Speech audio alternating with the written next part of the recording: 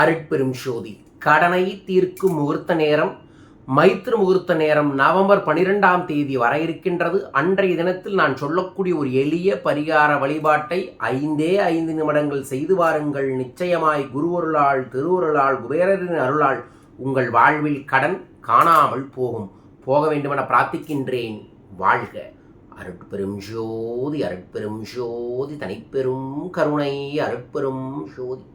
குருவே சரணம், குருவே துணை. குலதெய்வமே சரணம், குலதெய்வமே துணை. குபேரரே சரணம், குபேரரே துணை.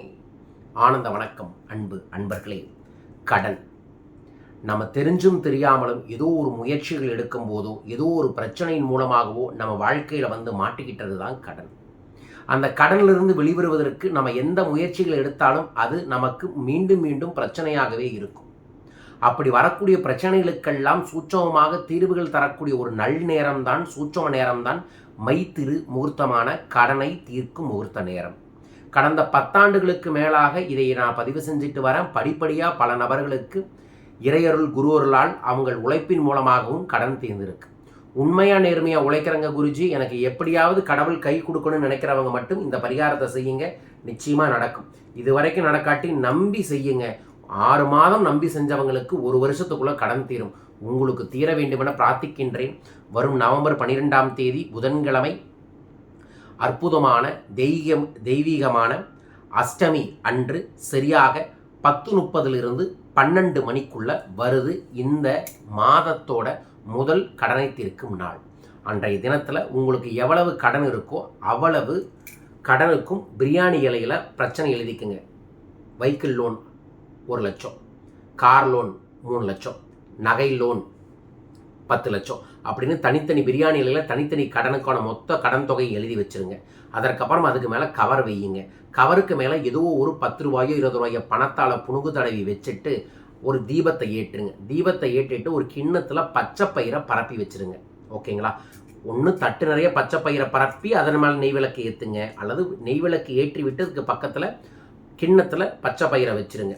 அந்த ஒரு பிரியாணி இலை, அந்த பணத்தாள், அந்த கவர் 3 எடுத்து நமஸ்கார முத்திரையில் வச்சுட்டு ஓம் ரிங் வஷி வஷி தனம் பணம் தினம் தினம் இந்த மந்திரத்தை நீங்கள் ஒரு 27 முறை சொல்லி அந்த பிரியாணி இலையை அந்த தீபத்தில் எரிச்சிருங்க.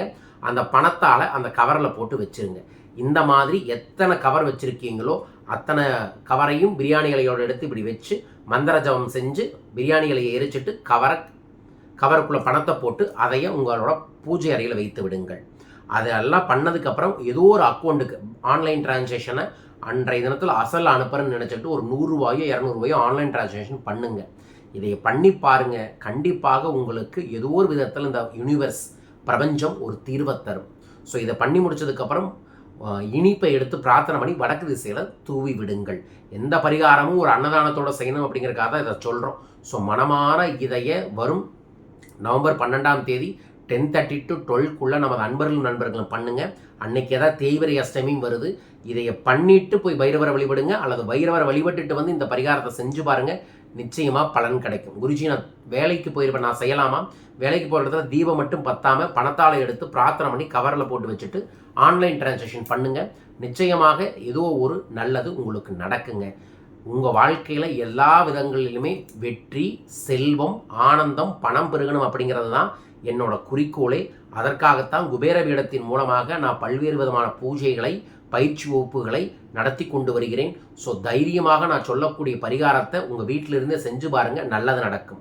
வாய்ப்பு இருக்கிறவங்க நேராக என்னை சந்தியுங்க, நமது பயிற்சி வகுப்பில் கலந்து கொள்ளுங்க. 100% 100 நாட்களில் உங்கள் வாழ்க்கையில் முன்னேற்றங்கள் கிடைக்கும். நவம்பர் 15, 16ஆம் தேதி நான் சென்னை வர இருக்கின்றேன். சென்னை நண்பர்களும் என்னை சந்திக்க தொலைபேசி எண்களில் தொடர்பு கொள்ளுங்கள். நவம்பர் 18ஆம் தேதி இந்த ஆண்டோட சிறப்பு ஸ்ரீ குபேரகிரிவலம் திருவண்ணாமலையில் இருக்குது. உங்கள் வாழ்க்கையில் ஒரு ஆண்டுக்குள்ளே நியாயமான முறையில் செல்வம் பெருகணும், பணம் பெருகணும்னா குபேரகிரிவலம் வாருங்கள். குபேரகிரிவலம் என்னுடன் வர வேண்டும் என்று நினைப்பவர்கள் உங்கள் பேரை தொலைபேசி எண்களை பதிவு செய்யுங்க. சிறப்பு பூஜைகள், புனஸ்காரங்கள், காப்பு கட்டி குபேரகிரிவலம் கூட்டிகிட்டு போக இருக்கின்ற வாருங்கள். வளம் பெற்று நலம் பெற உங்கள் அனைவரின் வாழ்விலும் அனைத்து செல்வங்களும் பெருகட்டும். மீண்டும் ஒரு அற்புத பதிவில் உங்களை சந்திக்கின்றேன். ஜெய் பைரவா, ஜெய் ஜெய் பைரவா. செல்வம் பெருகட்டும்.